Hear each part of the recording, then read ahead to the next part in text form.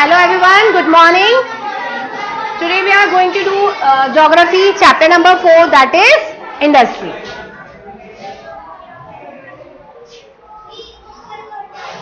Now, what we are going to go through in this chapter, first one is introduction, then classification of industries, what are the factors affecting location of industries,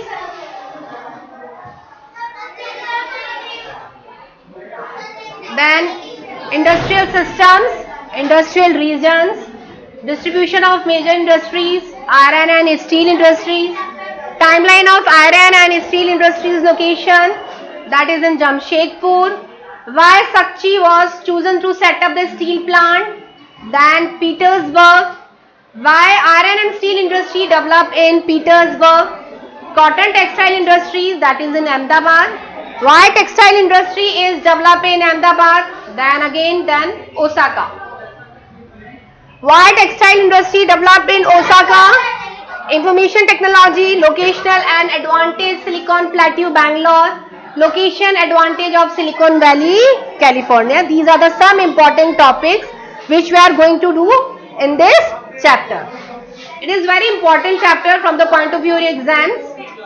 Now, introduction. What is industry? Industry आखिर होती क्या है? ये किसके अंदर include होता है? ये हमारी कौन सी एक्टिविटी है? तो इंडस्ट्री जो है वो हमारी कहलाती है secondary activity. Why? What we used to do this in this activity? क्या करते हैं हम इसमें?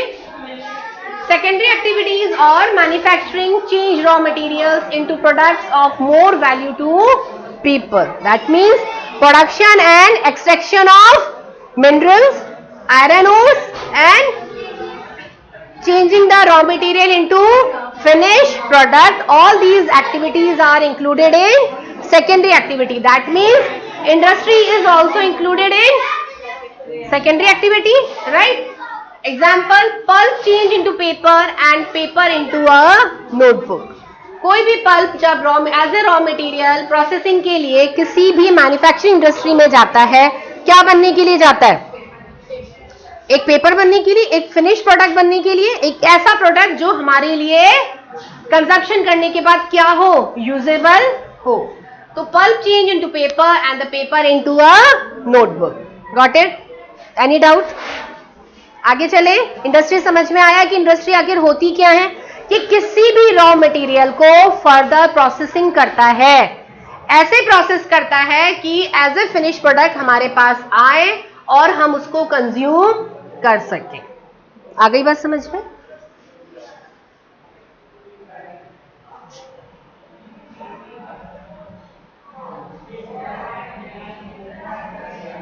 Industry refers to an economic activity that is concerned with production of goods, extraction of minerals or the provision of service. It is a definition of industry.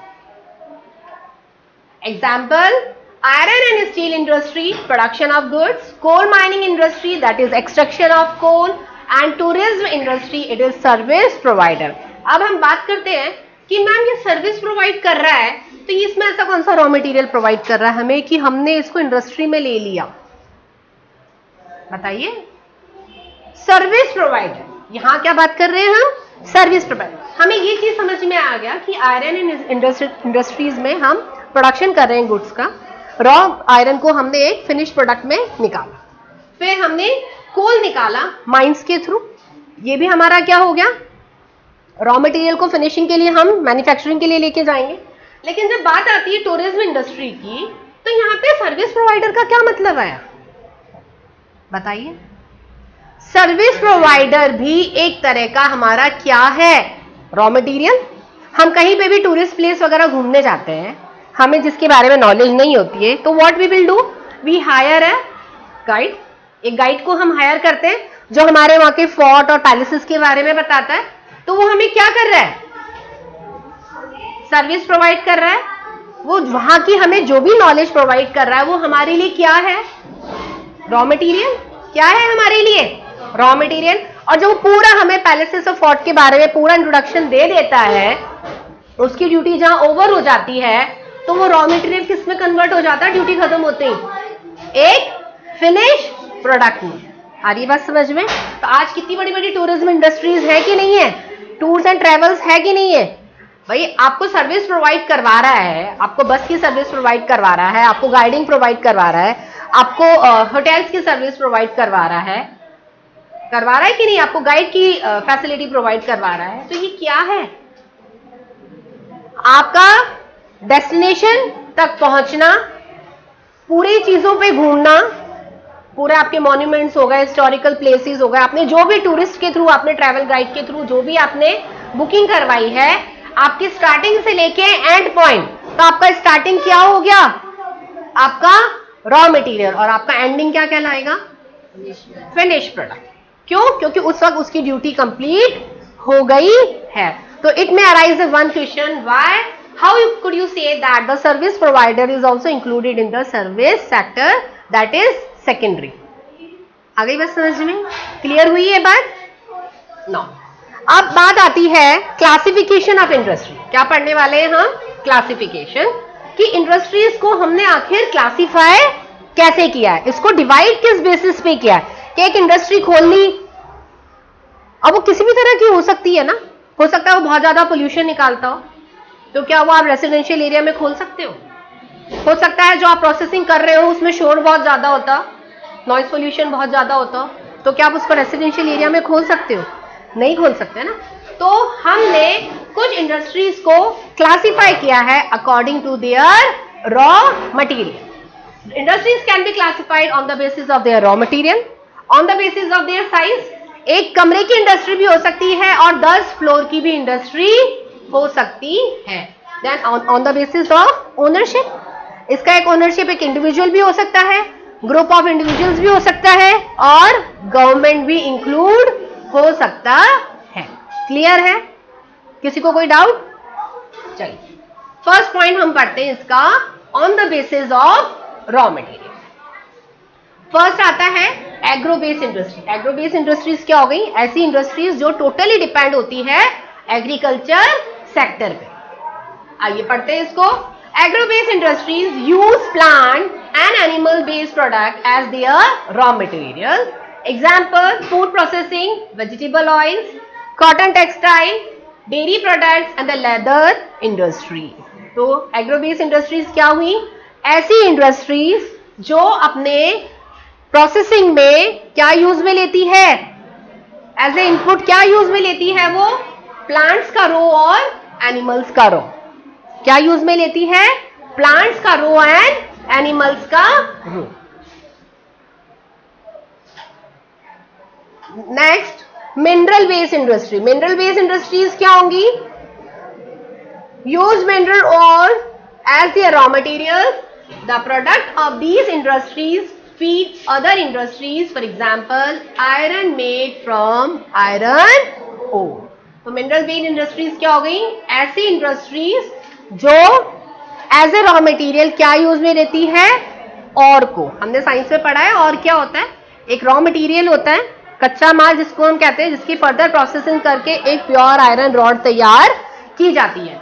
तो use mineral और as a raw material. The product of these industries feed other industries. देखिए अब यहाँ पे एक raw जाके, एक और जाके क्या बनता है हमारा?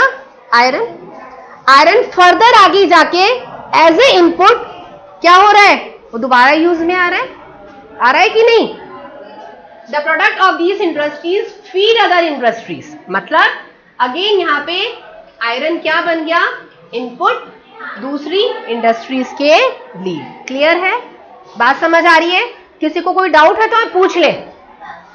Examples, iron made from iron ore. Now marine based industries. Marine based industries क्या होती है? Use products from the sea and oceans. मतलब ऐसे प्रोडक्ट जो हमें किससे मिल रहे हैं? सी एंड ओशियन से as raw material. Example, industries processing sea food और manufacturing fish oil. Cod liver oil बनता है फिश, राइट? सी फूड बहुत ज्यादा कंजप्शन में होता है कोस्टल एरियाज में, राइट? देखिए हमने जितनी भी क्लासिफिकेशन पढ़ी है इन सब में एग्जाम्पल है।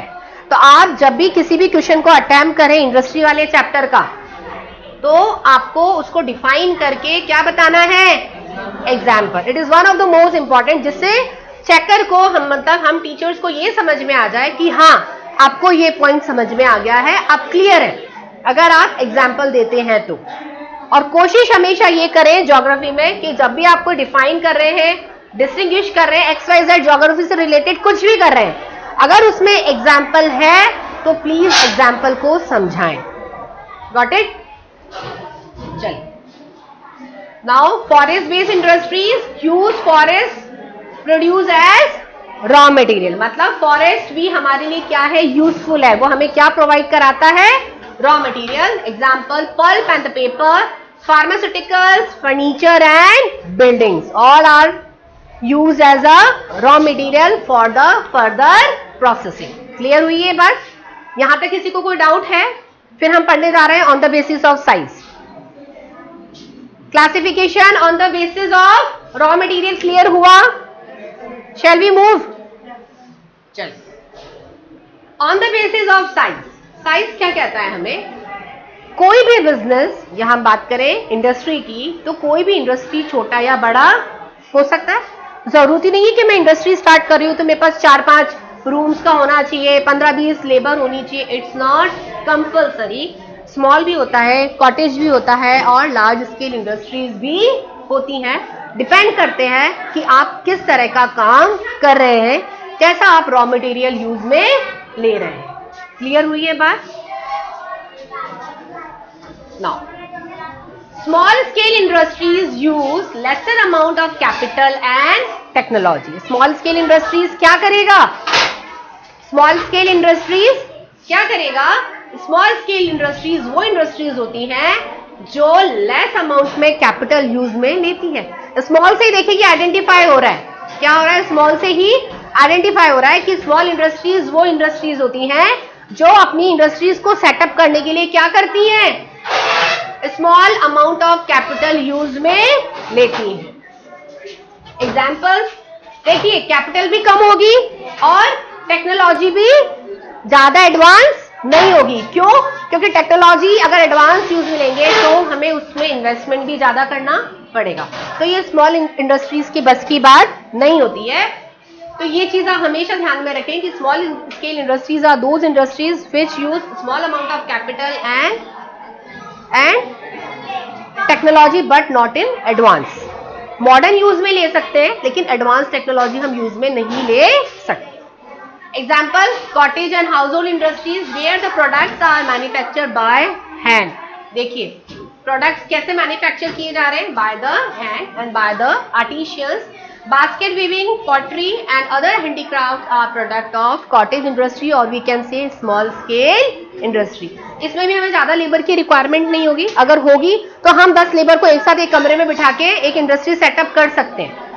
आगे बात समझ में? क्योंकि हमारे पास इसमें कोई मशीनरीज नहीं है, कोई ज्यादा एडवांस टेक्नोलॉजी हमने यूज में नहीं ले रखी. क्लियर हुई बात?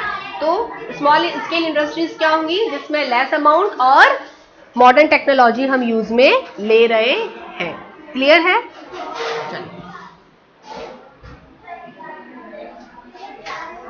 आगे आता है लार्जर स्केल इंडस्ट्रीज. अब देखिए लार्जर अपने आप में ये आइडेंटिफाई कर रहा है. क्या होती है large scale industries? Large scale industries use higher capitals is higher and superior technology. देखिए नाम अपने आप में खुद बता रहा है कि in this type of industries we use large amount of capital and advance technology. For example silk weaving and the food processing industries. कोई सी भी इंडस्ट्री, जरूरी नहीं है ये, बहुत सारी ऐसी इंडस्ट्रीज हैं जहां पर हम इन्वेस्टमेंट ज्यादा करते हैं और एडवांस टेक्नोलॉजी को यूज में लेते हैं. जैसे आपका ये डिजिटल बोर्ड क्या है, एक लार्ज स्केल इंडस्ट्री का एग्जाम्पल है जिसमें एडवांस टेक्नोलॉजी को यूज में लेके एक एडवांस इक्विपमेंट हमें दिया गया है. दिया गया है कि नहीं दिया गया है? राइट. तो it is one of the good example of large scale industry. Now on the basis of ownership, on the basis of size, clear hai? There are the two types of industries. First one is small scale, second one is large scale. What about the small one?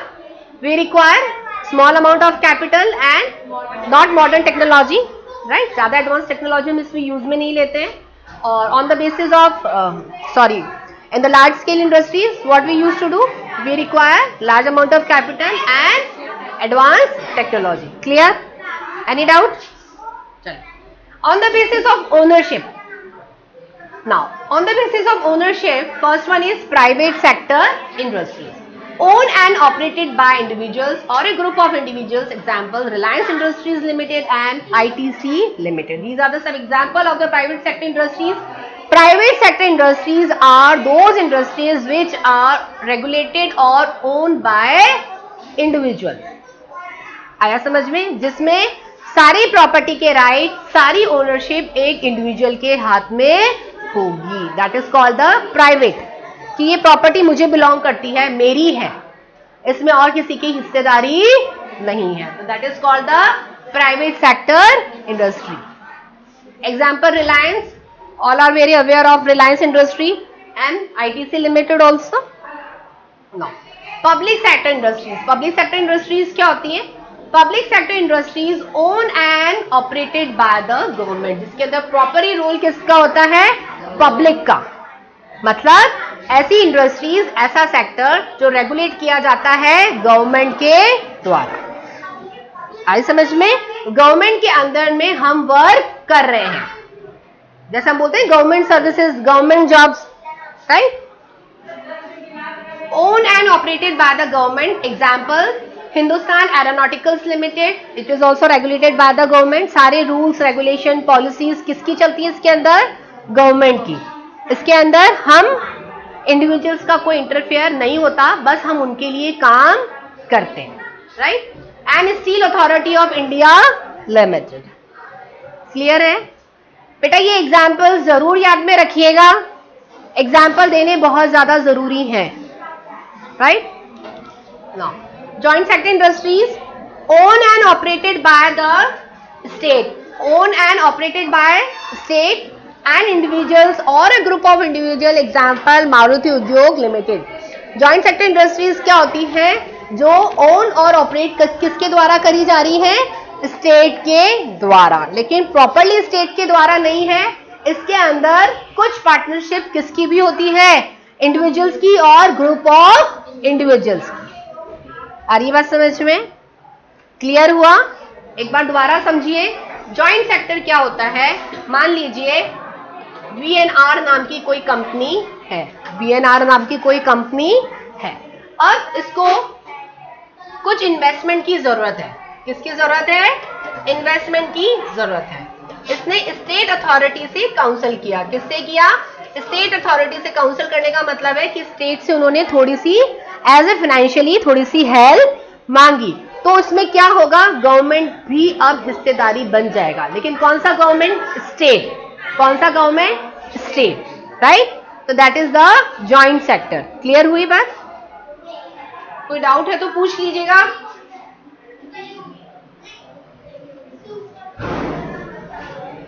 Now, cooperative sector. What are the cooperative sectors? Owned and operated by the producer or supplier of the raw material, workers or both. मतलब producer भी मैं हूं, supplier भी मैं हूं. आ रही बात समझ में? जैसे हमने एग्जाम्पल लिया था, शुगर केन का है, अमूल का है, आनंद मिल्क का है. इसमें प्रोड्यूसर भी यही है, सप्लायर भी यही है और कंज्यूमर करने वाले कुछ लोग ये भी हैं और बाहर भी सप्लाई होता है. आ रही बात समझ में? कोऑपरेटिव का मतलब होता है कोऑपरेट करके चलना, जिसमें हमारी भी भागीदारी होगी. किसमें? प्रोड्यूसिंग में भी, सप्लाइंग करने में भी, पैकेजिंग में भी, उसका फिनिश प्रोडक्ट बनाने में भी और उसको कंज्यूमर तक पहुंचाने की भी. सारी रेस्पॉन्सिबिलिटी किसकी होगी? सिर्फ एक कंपनी की. मतलब इसके अंदर और कोई दूसरा फर्दर प्रोसेसिंग रॉ मटेरियल नहीं आएगा. जैसे हमने पहले वाले में आयरन को हमने प्रोसेस करके तैयार करा था. अब आयरन क्या हुआ था? दूसरी फैक्ट्रीज के लिए क्या बन गया था? एक इनपुट रॉ मटेरियल बन गया था. यहाँ पर ऐसा कुछ भी नहीं होगा. इसमें सारे कर्ता धर्ता हम ही होंगे. प्रोड्यूसर भी हम होंगे, सप्लायर भी हम होंगे, रॉ मटेरियल भी हमारा होगा, वर्कर भी हमारे होंगे उसको फर्दर प्रोसेसिंग में ले जाने के लिए. क्लियर हुई है बात? जैसे एग्जांपल है Anand milk union limited and Sudha dairy. Clear? Now ये सबसे इंपॉर्टेंट बात ये आती है कि मान लीजिए मैं कह रही हूं कि मुझे फैक्ट्री सेटअप करनी है। अरे फैक्ट्री सेटअप होगी कैसे? उसके लिए कुछ फैक्टर्स तो हमें ध्यान में रखने पड़ेंगे कि नहीं? ऐसा तो नहीं है कि साहब मैंने 3 मंजिला घर खरीदा और मैंने यहाँ पे मेरी फैक्ट्री सेटअप कर ली, क्या ऑब्जेक्शन नहीं होगा? क्या मुझे गवर्नमेंट अलाउड कर देगा? नहीं करेगा। बहुत सारे फैक्टर्स ध्यान में रखने पड़ेंगे कि मैं फैक्ट्री आखिर किस चीज की लगा रही हूँ, मेरा रॉ मटेरियल सही है कि नहीं, वो टॉक्सिक तो नहीं है, पोल्यूशन तो नहीं है, पोल्यूशन क्रिएट तो नहीं कर रहा है, बहुत सारी चीजें देखनी पड़ेगी। तो these are the some factors which affect the location of the industries, right? First one is raw material. मैं कैसा रॉ मटेरियल यूज में ले रही हूँ? 3 मंजिला काम में छोटी सी स्पेस में काम हो जाएगा क्या? क्या मुझे उसके लिए बड़ा लैंड चाहिए? वाटर की अवेलेबिलिटी है कि नहीं? मेरे रॉ मटेरियल में कितना वाटर कंजप्शन है? अगर नहीं है और मैं ऐसी जगह सेटअप कर रही हूँ कि वहां पे मेरे को वाटर की अवेलेबिलिटी नहीं है, तो क्या वो सेटअप सही रहेगा? देन लेबर की रिक्वायरमेंट, लेबर मेरी रोज 15 किलोमीटर दूर से आती है, तो क्या वो आना पसंद करेगी? मेरे को वो लोकेशन भी देखनी पड़ेगी जहाँ पे मुझे इजीली लेबर अवेलेबल हो सके। उसके बाद पावर से क्या मतलब है? Electricity, right? इलेक्ट्रिसिटी कंज्यूम, अगर आप इंडस्ट्री सेटअप कर रहे हैं तो इलेक्ट्रिसिटी चाहिए होगा प्रॉपर, तो अवेलेबिलिटी है कि नहीं? कितना कैपिटल मैं लगा रही हूँ? स्मॉल अमाउंट ऑफ कैपिटल लग रहा है कि लार्ज अमाउंट ऑफ कैपिटल लग रहा है, उसको मुझे रिटर्न कैसा मिलेगा, आउटपुट मुझे कैसा मिलेगा? ट्रांसपोर्ट अवेलेबल है कि नहीं? अगर शिपिंग के थ्रू है तो पोर्ट नियर है कि नहीं? अगर रेलवेज के थ्रू है तो रेलवे स्टेशन नियर है कि नहीं?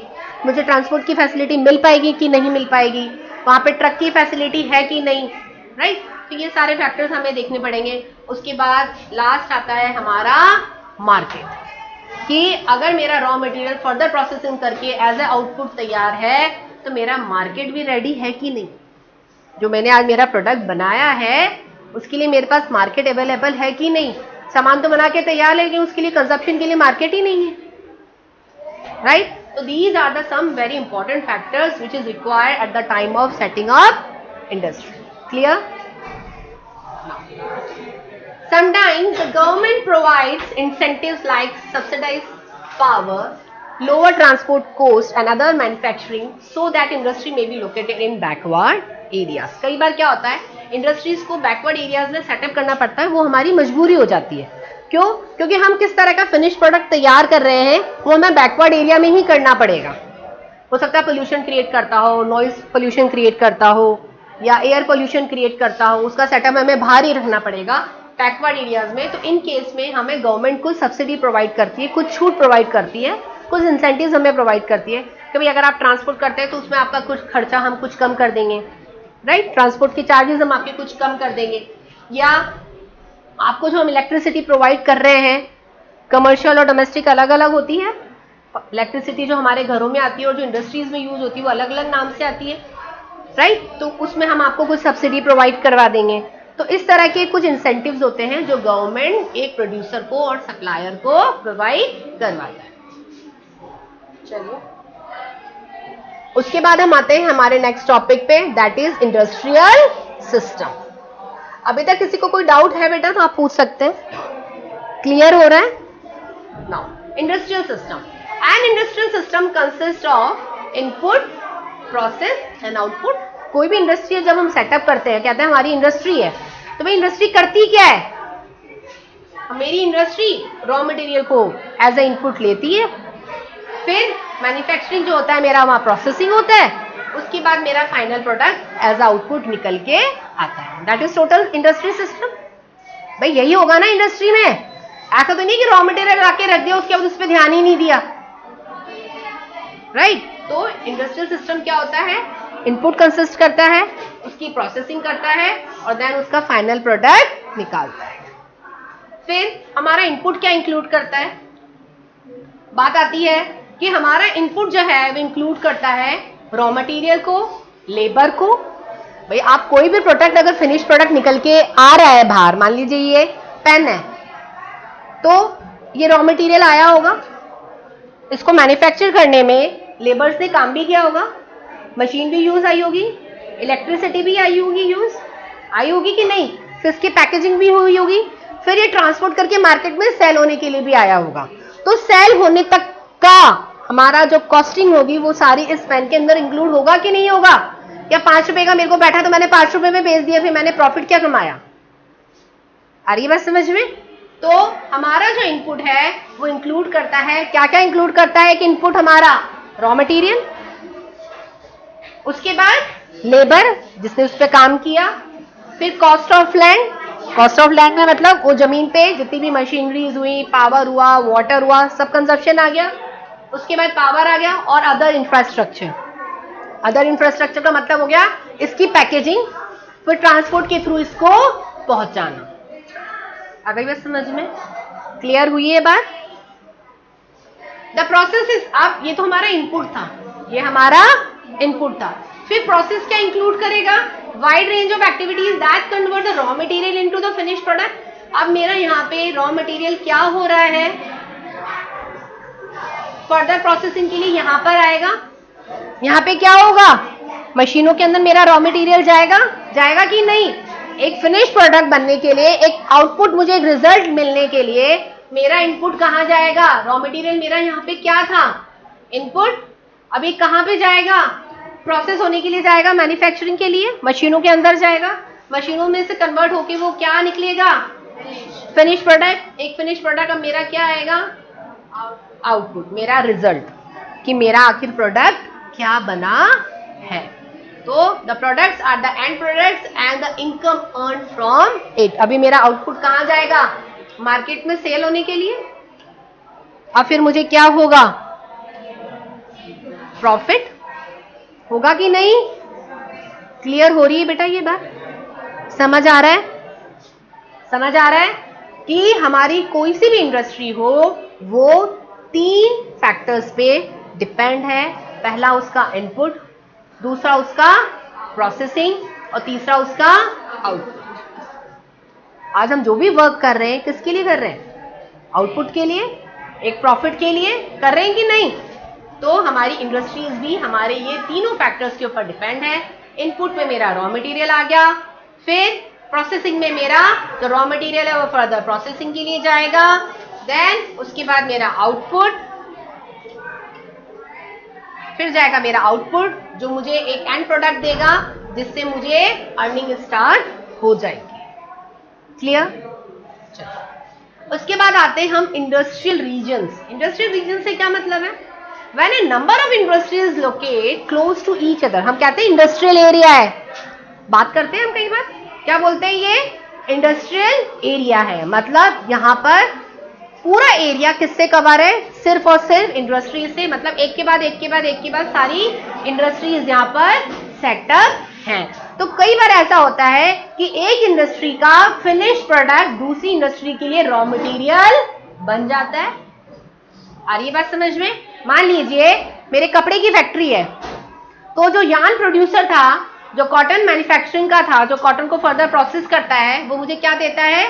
एक कपड़ा। क्या देता है? सिर्फ कपड़ा देता है। तो उनका जो फिनिश प्रोडक्ट कपड़ा था, क्लोथ था, वो मेरी टेक्सटाइल इंडस्ट्री के लिए क्या होगा? Raw material. तो हमारा इंडस्ट्रियल रीजन क्या कहता है? When a number of industries locate close to each other and share the benefit of their closeness, they make the industrial region. इन्होंने क्या किया? एक दूसरे को रॉ मटेरियल सप्लाई करके इंडस्ट्री की इंडस्ट्री रीजन में, उससे क्या हो गया? खर्चा बचा, ट्रांसपोर्ट का खर्चा बचा, लाने ले जाने का खर्चा बचेगा कि नहीं? जो सप्लायर दूसरे से हम मंगाते वो हमसे ज्यादा चार्जेस लेता, हमने एक फैक्ट्री से ही मंगा लिया। हमने क्या किया? हमारा बेनिफिट शेयर कर लिया। एक तरह से बेनिफिट शेयर हुआ कि नहीं हुआ? यहाँ पे पास के पास फैक्ट्री का बेनिफिट उठाना और एक दूसरी फैक्ट्री से मंगाना, इसमें कॉस्टिंग जो आएगी उसमें बहुत ज़्यादा डिफरेंस आ जाता है। एक पास से मंगाने में कॉस्टिंग कम आएगी, दूर से मंगाने में कॉस्टिंग ज़्यादा आएगी। तो यहाँ क्या हो गया? बेनिफिट शेयर हो गया। That is the industrial region. आ रही है बात समझ में? क्लियर हुआ कि नहीं? Now industrial regions of the world. Eastern northern America, western and the central Europe, eastern Europe and eastern Asia. तो ये ऐसे रीजन्स कहाँ कहाँ पे डेवलप है वर्ल्ड में? Eastern northern America, western and central Europe, eastern Europe and eastern Asia. ऐसा हमारे इंडिया में भी है। ऐसा नहीं कि इंडिया में इंडस्ट्रियल रीजन सेटअप नहीं है, बहुत सारी जगह है जहाँ पे इंडस्ट्रियल रीजन सेटअप है। इनके बारे में अभी हम आगे पढ़ेंगे। नौ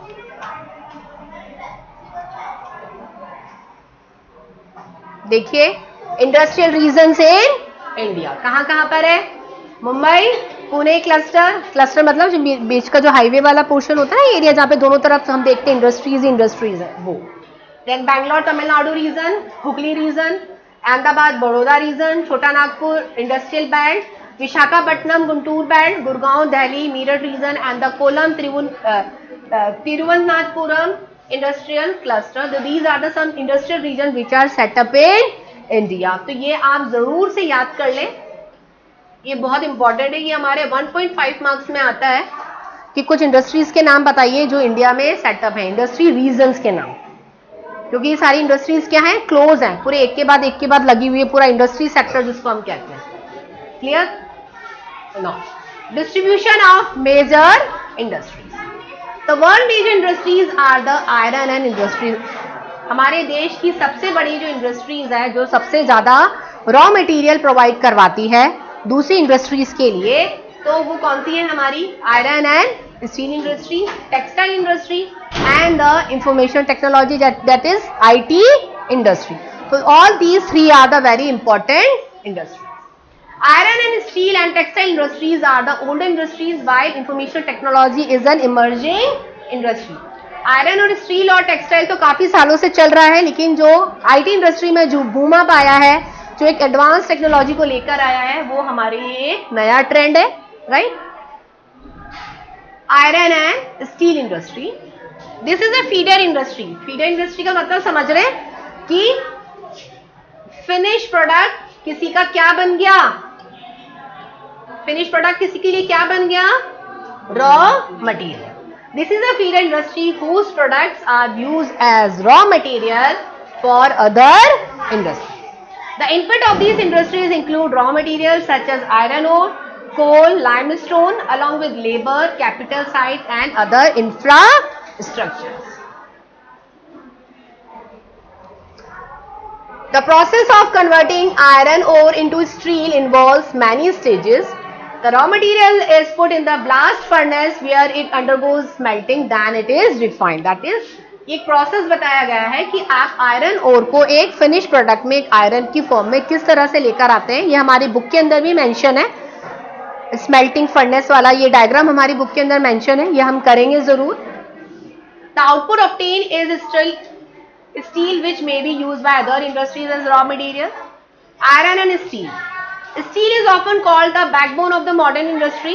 Daily use tools, ships, trains, trucks and autos are made largely of iron और steel industries. Clear है यहाँ तक कि आयरन और स्टील इंडस्ट्रीज जो हैं, ये मेन हमारा बेस है। ये बहुत सारी अराउंड 80% हमारी जो इंडस्ट्रियल सेक्टर है उसको अपना finish product as a raw material provide करता है। फीचर्स क्या हैं? Steel is tough and it can be easily shaped, cut और made into wire. Especially alloy of steel can be made by adding some small amount of other metals such as the aluminium, nickel and copper. इसको pure use में ना लेके इसको as a alloy की form में use में लिया जाता है। अलॉय की फॉर्म में मतलब इसके साथ हम कुछ और मेटल्स भी मिक्स करके इसको यूज में लेते हैं, जैसे एल्यूमिनियम, निकल and copper. Then alloy gives a steel unusual hardness, toughness and ability to resist rust. इसमें जंग ना लगे इसलिए स्टील को अलॉय फॉर्म में हम यूज में लेते हैं, स्टील एंड आयरन को. Timeline of iron and steel industries location. Before 18,000 AD, iron and steel industry was located where raw materials, power supply and running water were easily available. पहले iron and steel industries को इस तरह से setup किया जाता था, ऐसा location देखा जाता था जहां पे इनको इजीली रॉ मटेरियल अवेलेबल हो जाए, पावर सप्लाई हो इनके पास और वाटर इजीली अवेलेबल हो. ऐसी लोकेशन ढूंढ के आयरन और स्टील इंडस्ट्रीज को सेटअप किया जाता है. Between 1850 to 1900 AD, the ideal location for the industry was near coal fields and close to canals and railways. इनको ऐसी जगह सेटअप किया जाता है जहाँ पे कोल फील्ड इजीली अवेलेबल हो, जो कैनाल्स के पास हो, कैनाल के पास होगा तो इजीली अवेलेबल मिल जाएगा, और रेलवेज के पास हो जहाँ से ये इजीली इसको ट्रांसपोर्ट कर सके. After 1950, iron and steel industries began to be located on large areas of flat land near seaports. अब धीरे धीरे जैसे समय आगे बढ़ता गया, इनको फ्लैट लैंड पे सेटअप किया जाने लगा सी पोर्ट के बाद. क्यों? क्योंकि अब स्टील जो है हमारा एक्सपोर्ट भी होने लग गया था. Steel work has become very large and iron are added to be imported from overseas. तो अब ये कोशिश करी जाती है कि हमारी जो स्टील एंड आयरन इंडस्ट्रीज हैं वो नियर सी पोर्ट हो.